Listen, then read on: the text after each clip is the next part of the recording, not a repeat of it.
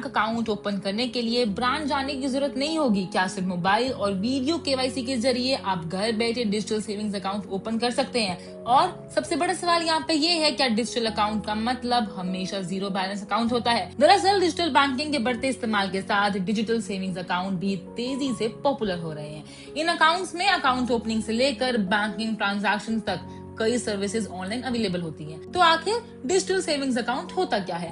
Simple words में कहें तो ये भी एक सेविंग्स अकाउंट ही है, लेकिन इसे ओपन और मैनेज करने का प्रोसेस काफी डिजिटली होता है। और अगर आप सोच रहे हैं कि घर बैठे डिजिटल सेविंग्स अकाउंट कैसे ओपन किया जाता है, तो इसका प्रोसेस भी समझ लेते हैं। सबसे पहले आपको बैंक की ऑफिशियल वेबसाइट या फिर मोबाइल ऐप पर जाना होता है और सेविंग्स अकाउंट का ऑप्शन सेलेक्ट करना होता है। इसके बाद आपको अपना मोबाइल नंबर, पैन, आधार और दूसरे बेसिक डिटेल्स एंटर करनी होती है। अगले स्टेप में आपको अपनी पर्सनल डिटेल्स और नॉमिनी डिटेल्स भरनी पड़ सकती हैं और अकाउंट से जुड़े अवेलेबल ऑप्शन सिलेक्ट करने होते हैं। इसके बाद आता है केवाईसी वेरिफिकेशन। कई बैंक्स में ये प्रोसेस वीडियो केवाईसी के जरिए पूरा किया जा सकता है, जिसमें आपकी आइडेंटिटी और बहुत इंपॉर्टेंट डिटेल्स वेरीफाई की जाती हैं। केवाईसी कंप्लीट होने के बाद बैंक की तरफ से आपका अकाउंट नंबर और दूसरे बैंकिंग डिटेल्स जनरेट किए जा सकते हैं और अकाउंट एक्टिवेट हो जाता है। यानी कई केसेस में पूरा प्रोसेस घर बैठे और बिना ब्रांच विजिट के पूरा किया जा सकता है। लेकिन अगर पूरी बैंकिंग मोबाइल से हो रही है तो इसका सबसे बड़ा फायदा क्या है?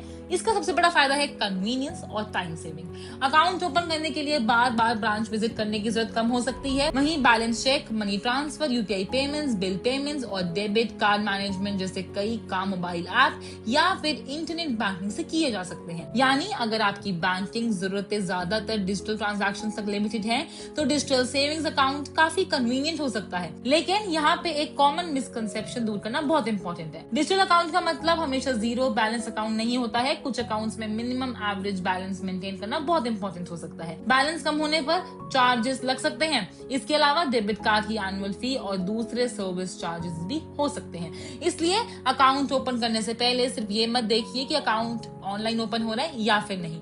तो फिर डिजिटल सेविंग्स अकाउंट ओपन करने से पहले किन चीजों को चेक करना चाहिए, ये भी बहुत अहम सवाल है यहाँ पे। सबसे पहले देखें मिनिमम बैलेंस रिक्वायरमेंट क्या है। इसके बाद debit card charges, ATM charges और दूसरे सर्विस चार्जेस चेक करें। तीसरा, बैंक का मोबाइल ऐप और डिजिटल बैंकिंग एक्सपीरियंस कितना यूजर फ्रेंडली है और रिलायबल है, ये भी जरूर चेक करें। और चौथा, अगर आपको अक्सर कैश डिपॉजिट, चेक या फिर ब्रांच सर्विसेज की जरूरत पड़ती है तो बैंक का ब्रांच नेटवर्क और कस्टमर सपोर्ट भी जरूर चेक करें, क्योंकि हर कस्टमर के लिए digital savings account best fit नहीं होता है।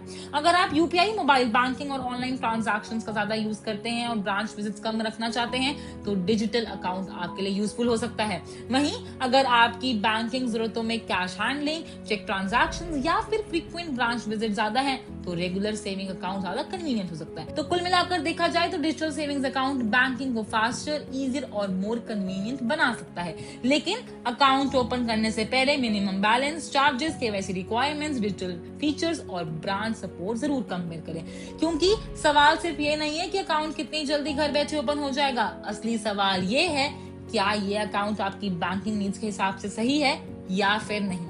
आपकी क्या राय है, हमें अपनी राय कमेंट्स बॉक्स में जरूर बताएं। और ऐसी हर बड़ी बैंकिंग अपडेट्स के लिए, हर बड़ी फाइनेंस अपडेट के लिए हमारे चैनल यानी कि पैसे को सब्सक्राइब जरूर करें।